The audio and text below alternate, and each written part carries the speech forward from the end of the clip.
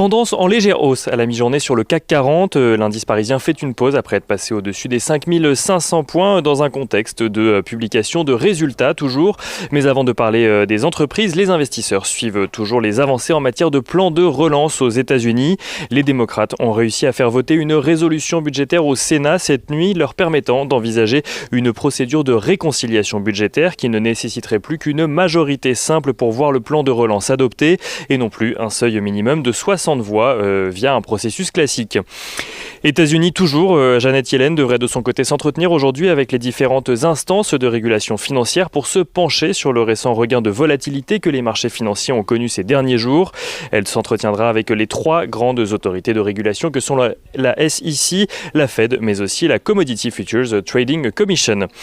Du côté des statistiques à présent, on notera que les ventes au détail pour la zone euro rebondissent au mois de décembre. Elles augmentent de 2% après avoir reculé de 5,7% au mois de novembre. Et en France, on notera sans surprise que le e-commerce progresse de 8,5% sur l'année, représentant ainsi un peu plus de 13% du commerce de détail. Et France toujours, les chefs d'entreprise industrielles anticipent une hausse de 10% de leurs investissements en 2021 par rapport à 2020 selon l'INSEE. Du côté des valeurs à présent, on notera tout d'abord en France que Dassault Systèmes annonce un chiffre d'affaires non-IFRS de 4,464 milliards d'euros sur l'année 2020, en hausse de 12%.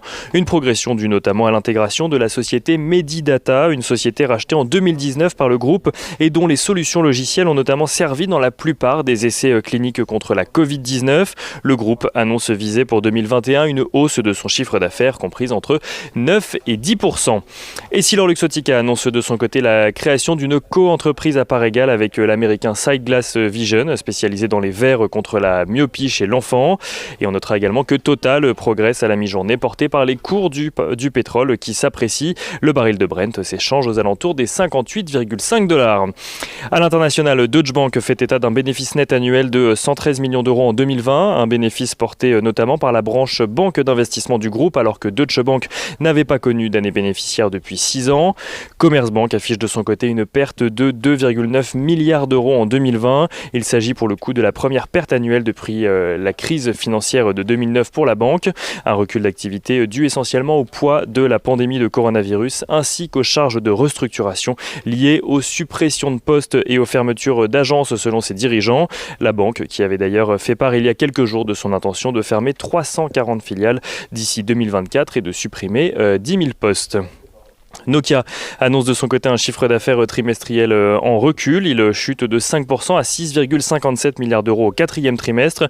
Nokia qui annonce ainsi un bénéfice par action de 0,14 € contre 0,15 € au quatrième trimestre de 2019. Aux États-Unis à présent, PayPal annonce de son côté un chiffre d'affaires bien meilleur que prévu au quatrième trimestre 2020, portant son chiffre d'affaires annuel à 21,45 milliards de dollars. La firme annonce avoir accompagné un volume record de paiements à hauteur de 277 milliards de dollars, tout en ayant accueilli 72,7 millions de nouveaux comptes actifs sur 2020. Et on finit avec eBay. eBay, la plateforme de vente aux enchères en ligne qui dépasse le consensus au quatrième trimestre.